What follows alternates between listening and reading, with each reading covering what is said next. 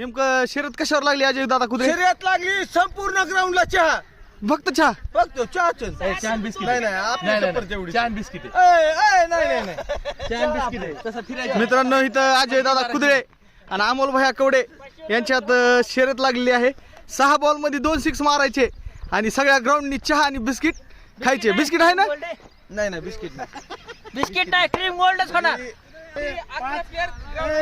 5 वाला बिस्किट पुडा हा. आणि प्रत्येकाला एक एक चहा. वाईडला वाईड. एकच चहा. एकच चहा.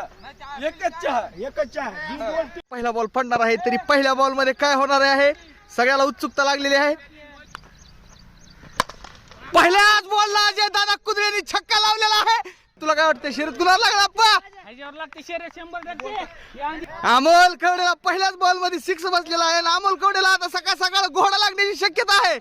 अमोल कवडे दबावात आलेले आहेत. तरी दुसरा बॉल काय करणार आहेत ते आता बघण्यात मजा येईल. तर अजय कुदळे फुल फॉर्म मध्ये आहेत. अजय दादा कुदळे यांनी पहिल्याच बॉलला षटकार मारून पुढचा चेंडू अतिशय भारी टाकलेला आहे अमोल कवडेने. अतिशय वन माऊस भारी टाकलेला आहे. बॉल तिसऱ्या बॉलला काय होणार? तिसरा बॉल बी डॉट गेलेला आहे. तिसरा बॉल बी डॉट गेलेला आहे. अजय कुदळेवर दबाव आलेला आहे. सलग 2 बॉल डॉट टाकलेले आहेत अमोल कवडेने. बरं वाईट बॉल आहे. वाईट सॉरी मला बघण्यात चूक झाली. वाईट बॉल आहे. 2 बॉल. आताचा बॉल वाईट होता. 4 मध्ये आता 1 मारायचा आहे. 4 मध्ये 1 सिक्स मारला तर अमोल कवडेवर चहा बिस्किट लागेल. 4 बॉल मध्ये अजय कुदळे 6 मारू शकतात का बघण्यात खूप मजा येणार आहे. आणि तिसरा बॉल सुद्धा अमोल कवडेने डॉट टाकलेला आहे. आणि अमोल कवडेचा दबदबा त्यांनी दाखवून दिलेला आहे. कारण की कशामुळे त्यांना 1 नंबरचा बॉलर म्हणतात. सगळं पक्ष तुझ्या बाजूने अजय कुदळे थोडे भेलेले आहेत.